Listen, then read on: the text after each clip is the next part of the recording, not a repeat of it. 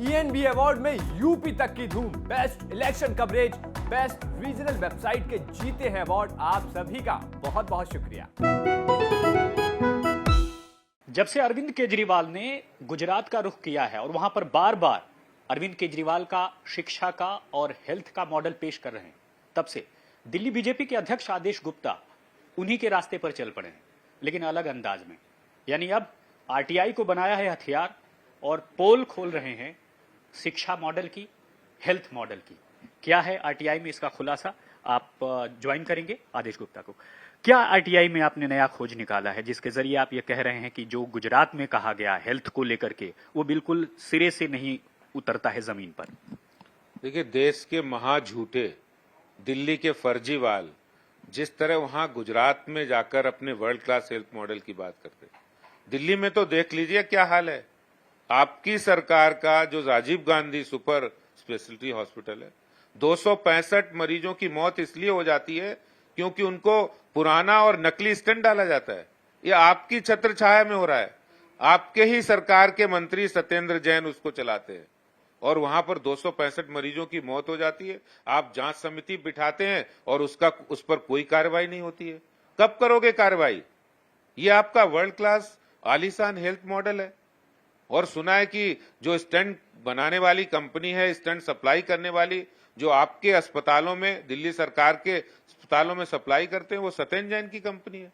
इसीलिए आप जांच नहीं कराना चाहते। अच्छा, आप कह रहे हैं 200 से ज्यादा लोगों की खराब स्टेंट डालने से मौत हो गई, वो भी एक अस्पताल में। इसका क्या वजह है, मतलब इसका सबूत क्या है आपके पास? देखिए, हमने आरटीआई लगाई और बाकायदा आरटीआई का जवाब आया कि 2020 के अंदर 70 मरीजों की मौत हो जाती है, 2021 में 148 मरीजों की मौत हो जाती है, 2022 में अब तक 17 मरीजों की मौत हो जाती है नकली और गलत स्टेंट डालने से। आज Rajiv Gandhi super speciality hospital, जिसका नाम सुपर स्पेशलिटी रखा है, ये दिल्ली सरकार का सबसे बदनाम हॉस्पिटल हो गया है, जहां स्टेंट डालने से लोगों की मौत हो रही है और उस पर दिल्ली सरकार कोई कार्रवाई नहीं कर रही है। इतना करप्शन हेल्थ के अंदर, स्वास्थ्य विभाग के अंदर है। और यही नहीं, आपका ही एक हॉस्पिटल, जीटीबी हॉस्पिटल, जिसमें कोरोना के दौरान 3793 मरीज भर्ती होते हैं, जिसमें 1543 मरीजों की मौत हो जाती है, यानी 44% मौत वहां हो जाती है। ये आपका हेल्थ मॉडल है, आपके ही सरकारी अस्पताल। तो केंद्र के अस्पतालों में भी तो मौत हुई होगी, तो एक अस्पताल का आंकड़ा लेकर के इस तरह से कह देना कि पूरा हेल्थ ही खराब है, ये कैसे? देखिए, ये आरटीआई का जवाब है। आप केंद्र सरकार के अस्पतालों के बारे में भी बात करिए, वहां पर किस तरह इलाज होता है, कितना अच्छा इलाज होता है। लेकिन दिल्ली सरकार का जो वर्ल्ड क्लास हेल्थ मॉडल है, वो किस तरह जाकर दम तोड़ रहा है, किस तरह लोगों की इलाज में खिलवाड़ हो रहा है, किस तरह मरीजों की मौत हो रही है, इसके बारे में दिल्ली के मुख्यमंत्री जब गुजरात, हिमाचल और देश में जाएं तो ये भी बताएं।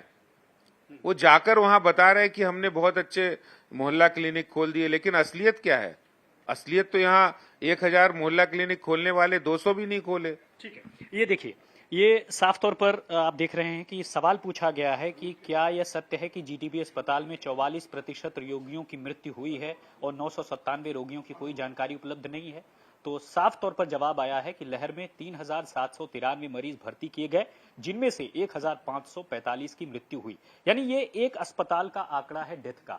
ऐसे में अभी जो कोशिश होगी वो ये कि बाकी के जो 37 हॉस्पिटल हैं उनके बारे में आरटीआई के जरिए दिल्ली बीजेपी ये पता करेगी कि आखिर उन अस्पतालों में कितनी मौतें हुई।